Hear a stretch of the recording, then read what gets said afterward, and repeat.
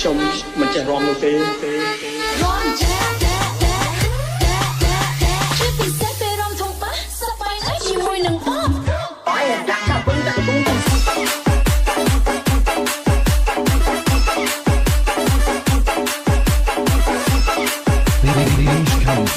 DJ for Nick on the mix.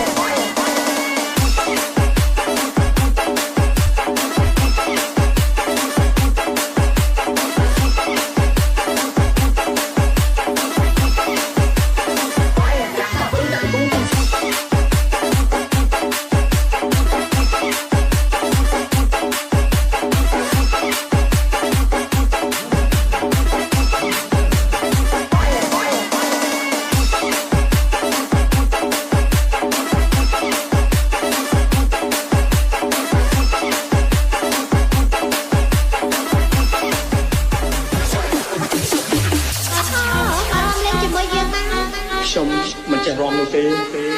រាំចេះជាពិសេសពេលរាំធំប៉ះសប្បាយណាស់ជាមួយនឹងបងបាយដាក់កាពឹងដាក់កំពុងកំស៊ី